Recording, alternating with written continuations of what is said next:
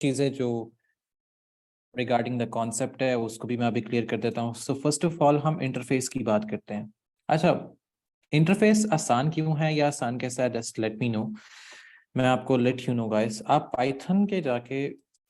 Python में जाके search करते हो ना, तो आपको ना ये एक प्लेटफॉर्म मिलता है।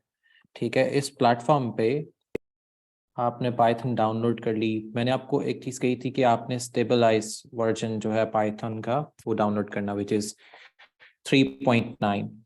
जब आप इसको डाउनलोड कर लेते हो ना, तो आपके पास एक इंटरफेस आता है जिसको कहते हैं IDLE। IDLE। अब इस इंटरफेस को यूज करने का असल मकसद क्या है? ये जो व्हाइट कलर की स्क्रीन आती है, इसको यूज करने का जो असल मकसद है वो ये है कि ये किसी भी सिस्टम की स्पेसिफिकेशन को नहीं पढ़ता। बात करने का मकसद ये है कि आप सपोज करते हैं कि अब मेरे सिस्टम की स्पेसिफिकेशन और है। अगर मैं अपने सिस्टम की बात करूं, ठीक है, तो मेरे पास लेटेस्ट सिस्टम है, ठीक है, जिसमें मैं विंडो 11 यूज कर रहा हूँ, और i7 है, 8th जनरेशन है, एंड तकरीबन 16 GB रैम है, एंड 256 SSD है। ठीक हो गया। एंड एक ये कॉम्पैक्ट सिस्टम है बाय माई। तो पॉइंट बताने का ये है कि अगर आपके पास लेटेस्ट जो इस तरह की स्पेसिफिकेशन में है, जो कि अच्छे खासी एक अमाउंट में आता है, अगर आपके पास तुम नहीं है, तो आइडली क्या करेगा? आइडल जो प्लेटफॉर्म होता है जिसको हम यूटिलाइज कर रहे थे, आइडल, IDLE बाय पाइथन, कि आपके किसी भी सिस्टम की स्पेसिफिकेशन के बगैर चल सकता है। You don't even need any kind of specification कि आपके पास ये सिस्टम होना चाहिए इसको चलाने के लिए। सो हमें इसमें ऐसी कोई चीज़ की ज़रूरत नहीं पड़ती। तो दैट्स वाई मैंने जो मिशन दी थी वो ये दी थी कि आप लोग जो आइडल है उसको, उससे स्टार्टिंग करें। ठीक हो गया। आपने आइडल से स्टार्टिंग की, आइडल के ऊपर आपने कोड करना शुरू किया, लेकिन आपको लगा कि जी आइडल का जो इंटरफेस है वो डिफिकल्ट है। नो डाउट ये डिफिकल्ट लगता है, ये डिफिकल्ट लगता है। अब मैं सपोज करते हैं, मैंने ये इस वजह से कहा था कि अगर यहाँ पर आप a लिखते हो, a = 1 कर दिया, तो मैं कहता हूँ a में यहाँ पे टाइप करूंगा तो मुझे 1 मिल जाएगा। अब मैं कहता हूँ कि मेरे पास a की टाइप क्या है, तो टाइप ऑफ a लिखता हूँ तो मुझे यहाँ पर एक एरर आता है। ठीक है, अगर मैं यही टाइप ऑफ a एक ब्रैकेट में लिखता हूँ, तो मेरे पास मुझे बता दिया जाता है कि ये इंटीजर है। एक्चुअली इस इंटरफेस का बताने का जो मकसद था वो ये था कि आपको एरर आइडेंटिफिकेशन भी पता लग जाए कि एरर्स को आइडेंटिफाई कैसे करते हैं, एरर्स की आइडेंटिफिकेशन कैसे होती है। क्योंकि किसी भी सॉफ्टवेयर हाउस में किसी भी जगह पर जाएंगे तो आपसे पूछा जाएगा कि यहाँ पे सिंटैक्स एरर क्यों है, ये इनवैलिड सिंटैक्स क्यों आ रहा है। तो आपको ये आइडिया हो जाए कि साथ साथ कि आपने सिंटैक्स को कैसे ठीक करना है, सिंटैक्स को वैल्यूएट कैसे करना है, तो हम इन चीज़ों को यूटिलाइज करते हैं। अब जैसे मैं कहता हूँ a = 9, b = 10, c = a + b, और मैं कहता हूँ जी c को प्रिंट कर दो, या c लिख दूंगा तो मेरे पास ऑटोमेटिकली 19 आ जाएगा। ये था बिगनर्स को प्रैक्टिस करने के लिए कि बिगनर्स कैसे इस पे प्रैक्टिस कर सकते हैं। बिल्कुल जो इनिशियली होते हैं, बिल्कुल जो स्टार्ट पे होते हैं, उनको सिर्फ ये बताना मकसद होता है इसके जरिए कि सिंटैक्स का ध्यान रखना इज वेरी इंपॉर्टेंट थिंग, और सिंटैक्स को लेके चलना इज अनदर इंपॉर्टेंट थिंग। ठीक हो गया। ये तो हमारे पास था जी एक पॉइंट ऑफ व्यू जो हमने चीज डिस्कस की। अब सेकंड पॉइंट ऑफ व्यू क्या है? अब आते हैं सेकंड पॉइंट ऑफ व्यू से कि हम इसके अलावा किसको यूज कर सकते हैं। हमारे पास बहुत से तरीके हैं। हम विजुअल स्टूडियो को यूज कर सकते हैं। ठीक है, हमारे पास एक ये है। हमारे पास एक तरीका है जी, हम पाई चार्म को यूज कर सकते हैं। तो हमारे पास डिफरेंट वेज हैं जो पाइथन के कंपाइलर को यूज कर सकते हैं। हम स्पाइडर को यूज कर सकते हैं, SPIDER, स्पाइडर है हमारे पास। हमारे पास एक और आ जाता है जी जुपिटर, हमारे पास जुपिटर नोटबुक आ जाता है।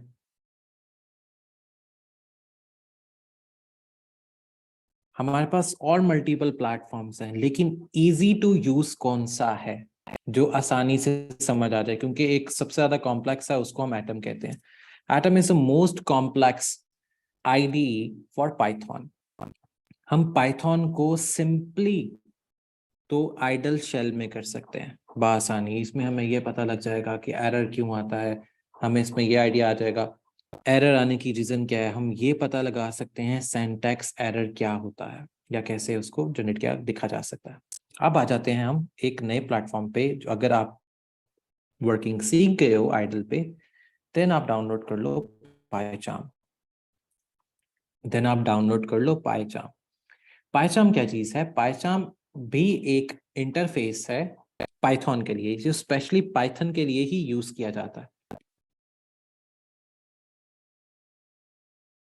हमारे पास जितनी प्रोफेशनल डेवलपमेंट होती है पाइथन में, सॉफ्टवेयर हाउसेस में, जो लोग यहाँ पे मेरे पास काम कर रहे हैं सॉफ्टवेयर हाउसेस में, जिनको मैं लीड कर रहा हूँ पाइथन की एआई के अंदर या डेटा साइंस में, तो हमारा ये काम होता है कि हम उनको लीड देख रहे होते हैं कि वो पाइचार्म पे या किसी भी आईडी इंटरफेस पे वो कैसे काम कर रहे हैं। ठीक है, हमारे पास ये पाइचार्म का आईडी इंटरफेस सबसे बेस्ट है।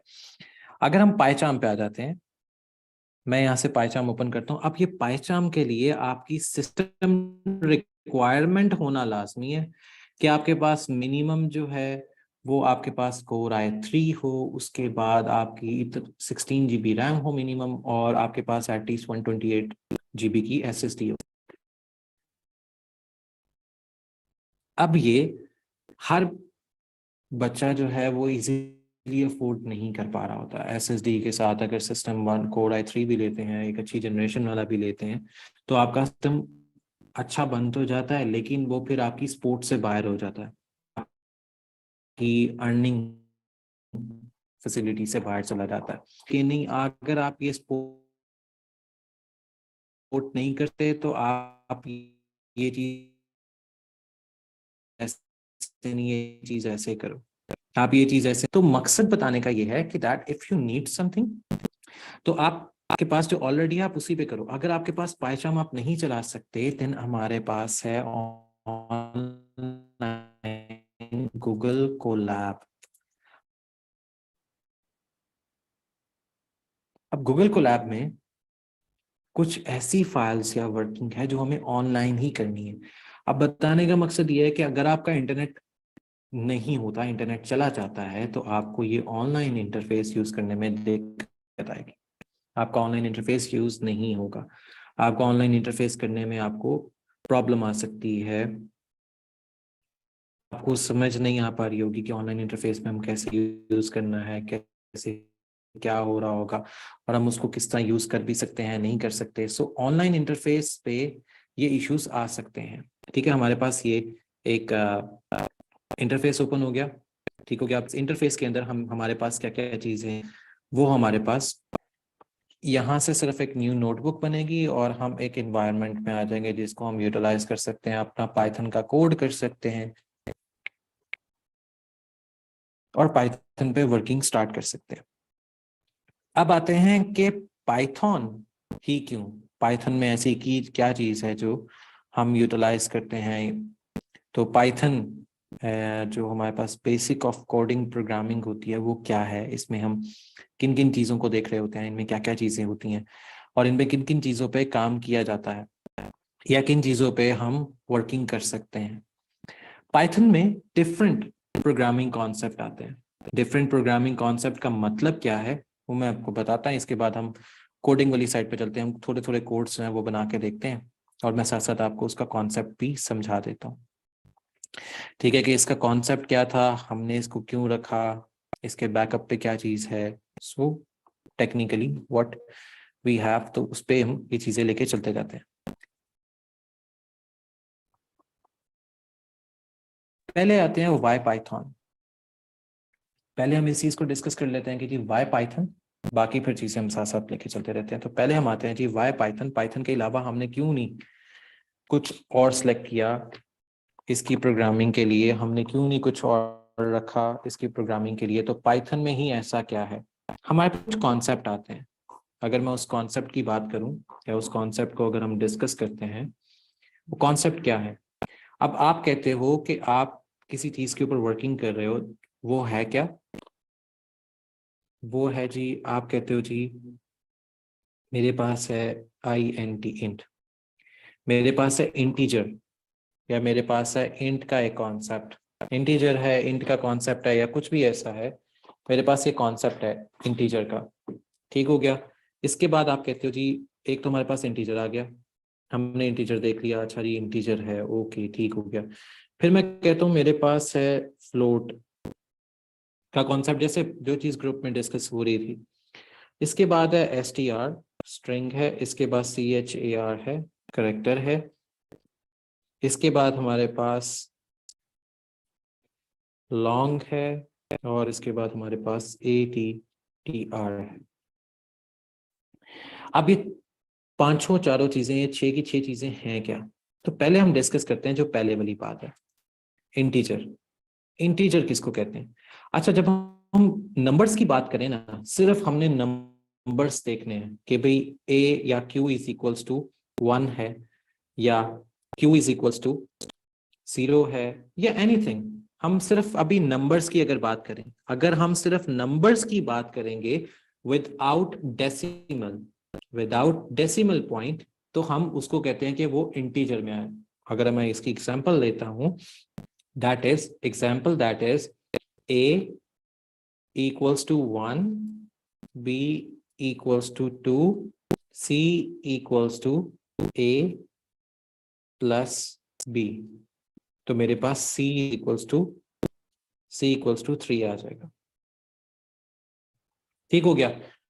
अब ये मेरे पास इंटीजर की एक एग्जांपल है, मैं इंटीजर को ऐसे डील करता हूं। अब आते हैं फ्लोटिंग पॉइंट।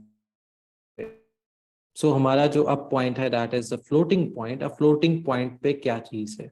हम आए जी फ्लोट पे। फ्लोट का मकसद यही है, बिल्कुल सेम वही है, लेकिन इसमें होगा क्या कि Q इज इक्वल्स टू 1 अगर है तो इसके साथ ऑटोमेटिकली डील होगा 0.0। अगर मैं कहता हूं कि Q इज इक्वल्स टू 1.4 है, 1.4 है, तो इसमें हम पॉइंटिंग वैल्यूज को ऐड करते हैं। फिर से कि अगर मेरे पास यहां पर है T is equals to 9 and T is equals to 9.5, तो यहां पर पॉइंटिंग वैल्यूज को ऐड किया जाता है और आंसर भी डेसिमल में आएगा। 7.9 आ गया या कुछ भी ऐसा।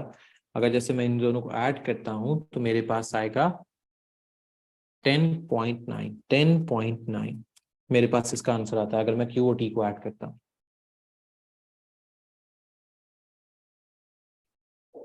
बताने का मकसद क्या है कि फ्लोटिंग में हम पॉइंट्स को डिस्कस कर रहे होते हैं, हम पॉइंट्स को या इंटीजर चीजों को ले रहे होते हैं। ओके ओके, उसके ऊपर भी आ रहे हैं, ठीक है। इसके बाद आता है स्ट्रिंग। स्ट्रिंग में हमारी सारी की सारी चीजें डिस्कस हो जाती हैं। स्ट्रिंग में क्या चीज है? जो जी, अगर हम स्ट्रिंग की बात करते हैं तो हमारे पास पूरा सेंटेंस होता है, हमारे पास पूरा सेंटेंस इस लिखा जा सकता है। स्ट्रिंग में पूरा सेंटेंस आ सकता है कि जी how are you, like this is a class, और डबल कोट में हम स्ट्रिंग बासानी पास कर सकते हैं। ठीक हो गया। अब आते हैं करेक्टर के ऊपर। करेक्टर में आप एक टाइम पर एक वेरिएबल लिख सकते हो। लाइक अगर आप कहते हो जी मैंने ए करवाना है रजिस्टर, क्यू करवाना है रजिस्टर, तो एक टाइम पे क्यू होगा, फिर डब्ल्यू होगा, फिर ई होगा, फिर आर होगा, फिर टी होगा, फिर आगे Y.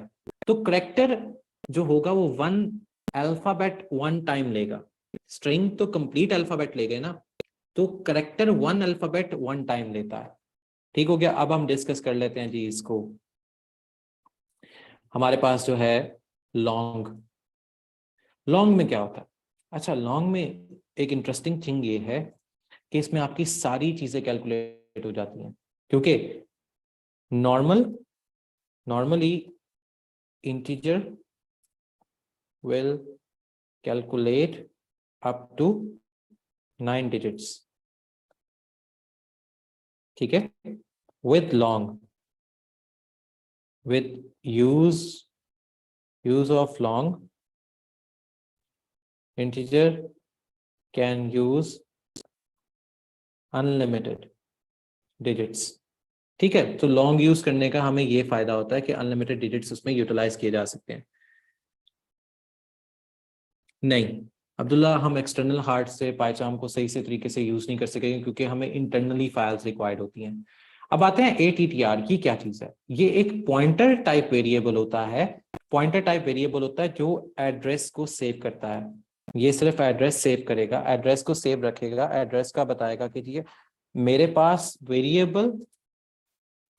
Variable sentences integer float में कितने चीजें पड़ी हुई हैं या कितनी चीजें कहाँ कहाँ पे हैं और मैं उसको कैसे डील करूंगा या करूंगी, तो ये उसको स्टोर रखता है। ATRR अब पॉइंट ये है कि ये हम कर क्यों रहे होते हैं, हमने कोई इंफॉर्मेशन स्टोर करवाने के लिए किया जाता है। अब एक सवाल पूछा गया था कि व्हाट इज डिफरेंस बिटवीन अरे एंड लिस्ट। अगर मैं लिस्ट की बात करूं, लिस्ट में हम वन टाइम पर 1 3 4 5 6 7 8 9 11 110 और एनीथिंग हम लिस्ट में दे सकते हैं वन सिंगल टाइम पर। ठीक है, हम यहाँ पे इनिशियलाइज कर सकते हैं कि मेरी लिस्ट में ये नंबर्स हैं, मेरी लिस्ट में ये नंबर्स हैं। वाइल इन अरे, ARRAY अरे, अरे में हम क्या कर सकते हैं, हमें पहले लेंथ बतानी पड़ेगी कि अरे ऑफ A इक्वल्स टू 10। ये सिर्फ 10 तक नंबर कैलकुलेट कर सकता है। इट मींस कि जब ये मेमोरी में जाएगा, मैं रिवाइज कर देता हूं। STR का मतलब होता है कि जब हम कोई चीज सेव करवा रहे हैं एड्रेस में, हम कोई वेरिएबल की वैल्यू स्टोर करवा रहे हैं लॉन्गर टर्म के लिए, हम चाहते हैं कि उसकी वैल्यू चेंज ना हो, तो हम ARRT यूज करते हैं जो एक एट्रीब्यूटर वैल्यू होती है। पॉइंट बताने का ये है एट्रीब्यूटल वैल्यू का कि ये वैल्यू चेंज भी की जा सकती है, लेकिन एक दफा जब आपने इसको स्टोर कर दिया तो वैल्यू कम ही चेंज होती है। ठीक हो गया, वैल्यू इसकी कम ही चेंज होती है। हम आगे यूज कर रहे हैं, बहुत से ऐसे प्रोग्राम आप आगे देखोगे जिनमें ये चीजें यूटिलाइज होती हैं। अरे में डिफरेंस ये होता है कि ये आपके पास, इसका अगर लॉजिकली आंसर दिया जाए तो रन टाइम, मतलब जब प्रोग्राम रन होगा, when program runs it will take memory, तब ये मेमोरी लेगा, तब ये मेमोरी लेगा जब प्रोग्राम रन होगा। लेकिन अरे में ये चीज नहीं है, इट ऑलवेज कंटेन 10 स्पेस। अब अरे के अंदर हमेशा 10 की स्पेस पड़ी हुई है। मैं 10 से आगे 11वां डिजिट अगर लिखूंगा तो मुझे पहले स्पेस इंक्रीज करवानी पड़ेगी, फिर लिख सकता हूं। लिस्ट में ये चीज नहीं है। लिस्ट में मैं अगर एक टाइम पर थाउजेंड्स ऑफ चीजें भी इंस्टॉल करवाना चाहूंगा तो वो रन टाइम पे ही पता लगेगा कि इसमें 1000 का चंक पड़ा हुआ है या 1000 का डेटा है और मुझे इसको इस तरह यूज करना है। जबकि अरे में ये चीज पॉसिबल नहीं है। जब अगर मैंने अरे 1000 की डिक्लेयर कर दी, इट मीन्स कि वो 1000 की 1000 स्पेस यूज हो गई, 1000 की 1000 स्पेस यूज हो गई और वो उसी को उसी तरह यूटिलाइज करता जाएगा। तो अरे के अंदर ये एक इशू आ जाता है।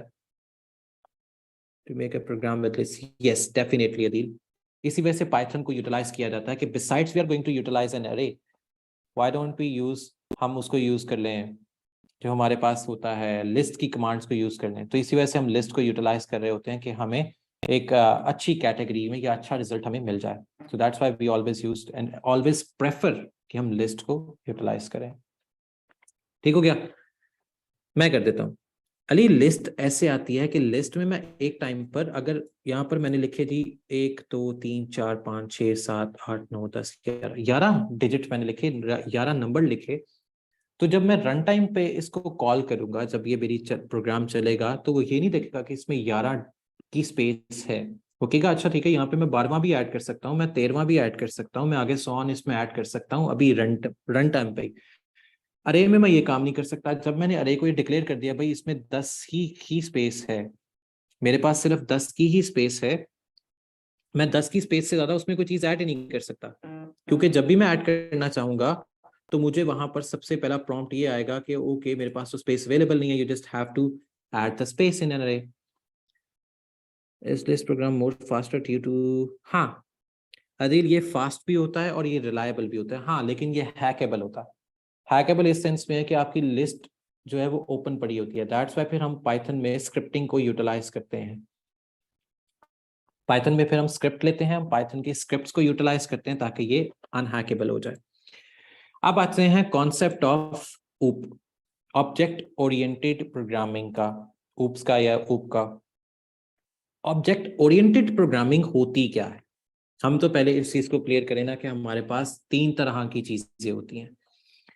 हमारे पास पहला क्या है ऑब्जेक्ट ओरिएंटेड में, what we have first, it's function, जिसको हम मेथड भी कहते हैं। सेकंड है मेरे पास क्लासेस, जिनको हम क्लासिफिकेशन भी कहा जाता है किसी हद तक, क्लासिफिकेशन ऑफ मेथड। थर्ड हमारे पास आता है स्ट्रक्चर, STRUCTURE, स्ट्रक्चर्ड प्रोग्रामिंग। कि स्ट्रक्चर्ड प्रोग्राम कैसे बन रहा होता है। अगर मैं पहले फंक्शन की बात करूं, अगर मैं कहता हूं कि मेरे पास फंक्शन है जिसको हम नॉर्मली मेथड भी कहते हैं, इट मींस कि मेरे पास यहां पर एक चीज कंपलसरी है, मुझे ये पता होगा what will be the output, या मुझे रिक्वायर्ड आउटपुट क्या है, मुझे यहां पर ये पता होगा कि मेरी रिक्वायरमेंट आउटपुट की क्या आ रही है। नहीं नहीं, लूप भी है, मैं सिर्फ अभी कॉन्सेप्ट वाइज आगे आ रहा हूं ना, ठीक है। हमारी आउटपुट क्या आ रही है, इट मींस के फंक्शन में हमने ये डेट श्योर या डिक्लेयर कर दी होगी कि व्हाट वी विल नीड, हमें चाहिए क्या, हमें वो यहां पर डिक्लेयर करना पड़ता है REQUIRE रिक्वायरमेंट्स को, कि what we shall have to be needed. Classes में क्या होता है, क्लासेस में हमें यह पता है कि हमें आउटपुट क्या चाहिए, लेकिन हम आउटपुट के ऊपर क्लासिफिकेशन अप्लाई कर रहे होते हैं। क्लासेस में जो कि फंक्शनल इम्प्लीमेंटेशन है for functional implementation in classes, in class या क्लासेस। अब ये इसका मतलब क्या है, आप कहते हो कि मैंने एक क्लास बनाई जिसमें मैं ये मेक श्योर कर सकता हूं कि जी मैंने एक क्लास बनाई, यहां पर मेरी क्लास है टी की, ठीक है, मैंने एक क्लास बनाई टी की। अब पहला यहाँ पे फंक्शन आएगा, इसमें रिक्वायरमेंट क्या है, तो पहली रिक्वायरमेंट क्या आएगी जी, फिर एक और फंक्शन बनेगा या मेथड बनेगा या फंक्शन, एक ही बात है, फंक्शन बनेगा जी। पहले वहां पर वो चाहिए, किटन चाहिए, ठीक है, हमें किट चाहिए, किटन चाहिए, उसके बाद फिर एक और उसका होगा जी, ये क्या करेगी, वार्मिंग वाटर करेगी। फिर इसके बाद एक और फंक्शन बनेगा जिसमें आएगा जी शुगर रिक्वायर्ड है, या ऐसा कुछ भी, जो जो फंक्शन हम परफॉर्म कर सकते हैं, पोर शुगर, पोर वाटर। अब इट मींस कि यहां पर हम एक ही प्रॉब्लम को डिफरेंट सब प्रॉब्लम में क्लासिफाई कर दिया। फंक्शन किसी एक चीज को रिप्रेजेंट कर रहा है, लेकिन क्लासेस जो हैं वो एक ही प्रॉब्लम के अंदर जो सब प्रॉब्लम्स होती हैं उनको क्लासिफाई करके बता रही होती है कि अच्छा इस बड़ी सी प्रॉब्लम को सॉल्व करने के लिए हमें किस किस स्टेप से गुजरना पड़ेगा, हमें किस किस स्टेप का सामना करना पड़ेगा, हमें किस किस मुश्किलात का सामना करना पड़ेगा। स्ट्रक्चर क्या होता है, हमारे पास जो स्ट्रक्चर का कॉन्सेप्ट है वो ये होता है कि when you have a body of a PROGRAM program. अब मतलब क्या है इस बात का, अब जैसे मैंने ये वाला एक लिखा, मेरे पास एक ये चंक आ गया, मेरे पास ये चंक आ गया जो कि क्लास का चंक है, लेकिन इसको अगर हम इकट्ठा लिखें, एक साथ ही लिख रहे हैं, इसको कहते हैं कि ये स्ट्रक्चर ऑफ अ प्रोग्राम है, ये स्ट्रक्चर्ड ऑफ अ प्रोग्राम है। अगर मैं सिर्फ फंक्शन में बात करता हूं, इसको हम कहते क्या है प्रोग्रामिंग टर्मिनोलॉजी में, इसको कहा जाता है स्ट्रक्चर ऑफ द प्रोग्राम, इसको कहा जाता है स्ट्रक्चर ऑफ द प्रोग्राम। अगर मैं ऊपर वाली बात करता हूं, ऊपर किसी को हम एक टैगलाइन लेते हैं कि मैं अगर फंक्शन की सिर्फ बात करता हूं, सिर्फ इसकी बात करते हैं, तो ये स्ट्रक्चर्ड नहीं है, इसको कहते हैं नॉन स्ट्रक्चर्ड प्रोग्राम। ये है मेरे पास non structured program, non structured program, क्योंकि इसमें कोई स्ट्रक्चर्ड नहीं है, इसमें मेरे पास एक ही चीज की वैल्यू है, मेरे पास इसमें सिर्फ एक ही चीज की वैल्यू है। It's a non structured program. Structure में हमने डिफाइन कर दिया कि व्हाट वी नीड, और हमने उन्हीं प्रॉब्लम को छोटी छोटी बात में क्लासिफाई कर दिया कि मुझे पहले ये चाहिए, फिर ये चाहिए, फिर मुझे ये चाहिए होगा। अब आते हैं लूप्स के ऊपर।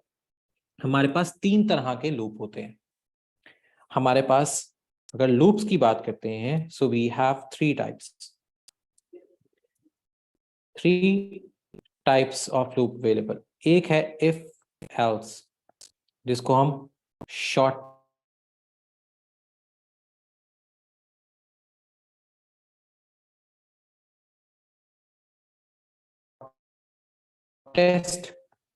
लूप भी कहते हैं, जिसको हम शॉर्टेस्ट लूप भी के शॉर्टेस्ट लूप में आते हैं।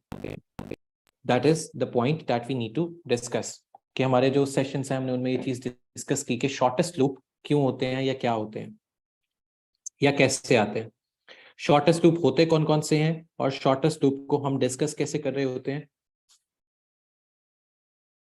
और शॉर्टेस्ट लूप में हमारे पास किन किन चीजों के लिए हमें जरूरत होती है। शॉर्टेस्ट लूप होता कौन सा है, और हमने उस पर किस पे काम करना होता है।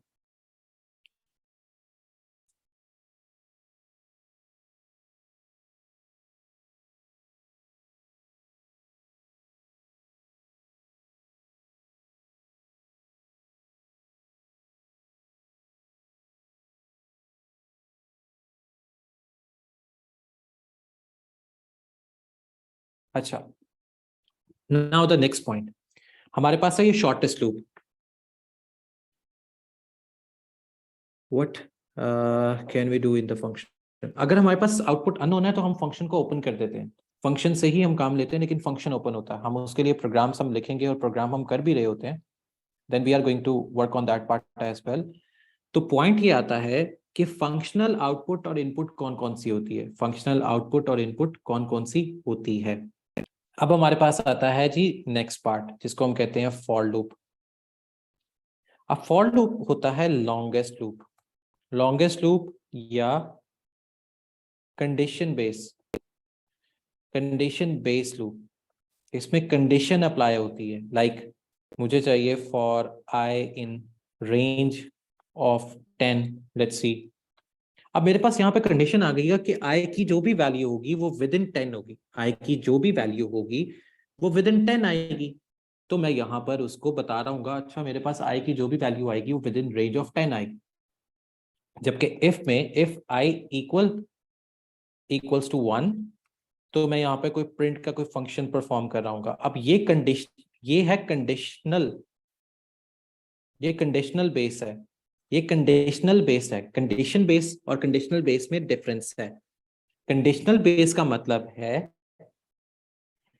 अगर ये होगा तो ये हो सकता है, उसने ये पहले चेक करना है, पहले वो वेरीफाई करेगा, चेक करेगा, फिर लूप चलेगा। जबकि फॉर लूप में वो 1 से लेके 10 तक चला देगा, 1 से लेके 10 तक चला देगा, फिर देखेगा कि इसकी आउटपुट क्या आ रही है। लेकिन इफ कंडीशन में पहले वो कंडीशन वेरीफाई करेगा, फिर बताएगा कि हाँ मैं जा सकता हूं आगे या नहीं जा सकता।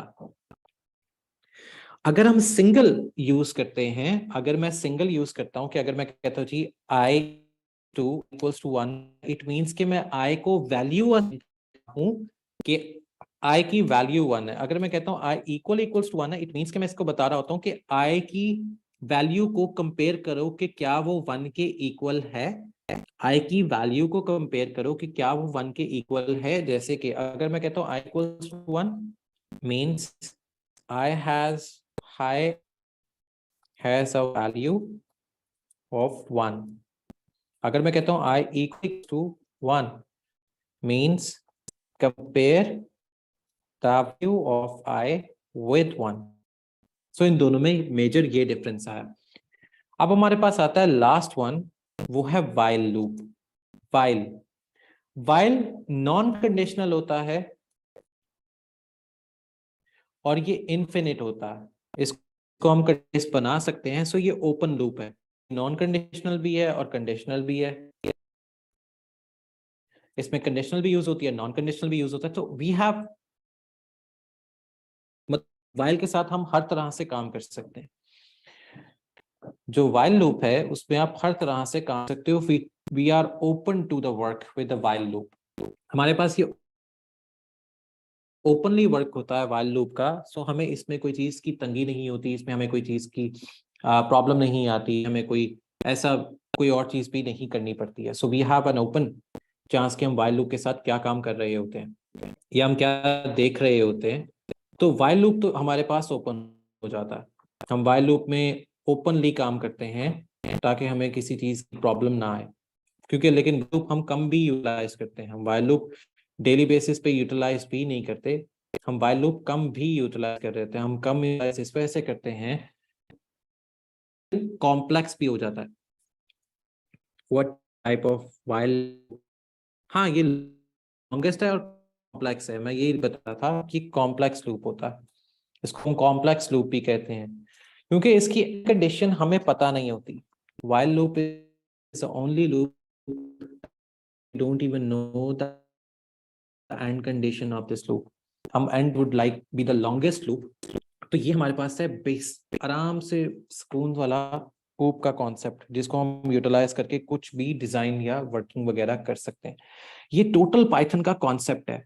अब आपको चंक बाय चंक कोई चीज सिखाई जा रही है, दैट इज द बेसिक। अब उसके अंदर आपने क्या करना है, बेसिक में आप सिर्फ बेसिक आप कर लेते हो। आपको छोटे छोटे प्रोग्राम्स रन टाइम पे बताए जा रहे हैं कि अच्छा ये वाला कॉन्सेप्ट ऐसा, ये वाला कॉन्सेप्ट। अब जो डिस्कॉर्ड, डिस्कॉर्ड क्या है, मैं आपको एक छोटी सी चीज बतानी थी। Discord is a very easiest thing that you can easily use. अब आप इधर आते हो,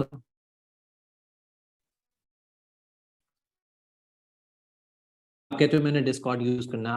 आप जिस लिंक के ऊपर आते हो ना, आपने जिस लिंक से डिस्कॉर्ड को ओपन करना है, सिंपल उस पे ओपन करोगे ना, कोई डिस्कॉर्ड ऐसे ओपन हो जाएगा। आपके पास ये लिंक ओपन हो गया डिस्कॉर्ड का, जिसको आपने यूज करना है। जहां पे असल में मुझे ऐप पे अगर मैं चीजें सेंड कर, मेरे पास तो 1 टेराबाइट वाला फोन है, मेरे व्हाट्सएप को शायद इतना इशू ना है।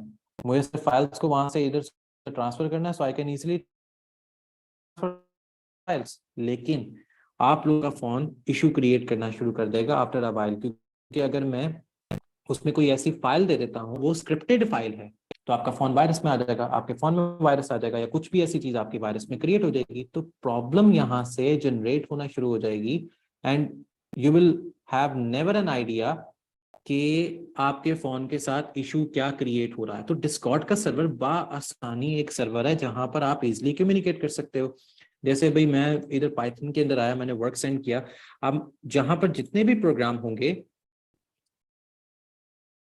What is more suitable for Python, अच्छा नहीं आप आईडी नहीं है पाइथन, ये है पाइथन। तो आपके पास लैंग्वेज है, डिस्कॉर्ड आपके पास सर्वर है। मतलब आप ये कह लो कि ये व्हाट्सएप जैसा है। Discord is a WhatsApp, is an online WhatsApp. Discord is an online WhatsApp. अब जैसे यहाँ पर उस्मान अतर का मैसेज आया, सर ये पूरा प्रोग्राम कौन से आईडी पे करना है, I don't have an ID. And अब ये देखें, अब आईडी का मतलब होता है, आईडी का मतलब होता है जैसे आप आइडल पे कर लो, आइडल यूज कर लो। तो मैं यहाँ पर आपको बासानी बता सकता हूँ, क्योंकि सॉफ्टवेयर हाउसेस में या कॉर्पोरेट सेक्टर में इसी तरह ही एक वर्किंग डिस्कॉर्ड चल रहे होते हैं डिफरेंट, तो उन पे वर्किंग आ रही होती है, तो इसी वजह से ग्रुप बने होते हैं। So I can easily go with the things. इसमें आपका नंबर भी एक्सचेंज नहीं होता किसी से, कोई आपको डिस्टर्ब भी नहीं करता। तो पाइथन में आप बासानी काम कर सकते हो, पाइथन के अंदर बासानी आप चीजों को इंट्रोड्यूस कर सकते हो, अपने साथ काम करवा सकते हो, कर सकते हो। सो पाइथन इतनी इजी है। अब आपको जो भी टास्क मैं देता हूं, आपने इन्हीं कॉन्सेप्ट के अंदर रहते हुए उन टास्क को कंप्लीट करना है। अगर फिर भी कोई चीज की डिफिकल्टी आती है, then do let me know, I am here to solve every of your query that you want to know. ठीक है, तो ये तो था हमारा आज का वो सेशन जो बेसिक था। अब जो आगे आने वाले जो सेशंस होंगे, उनमें आपके प्रोग्राम्स होंगे, आपकी गाइडलाइंस होंगी प्रोग्रामिंग से रिलेटेड, और आपको वो सारा कुछ करवाया जाएगा जो एक्चुअली इस कोर्स का पार्ट भी है। If you still have any query, then do let me know in a WhatsApp group. Jazakallah, bachcho.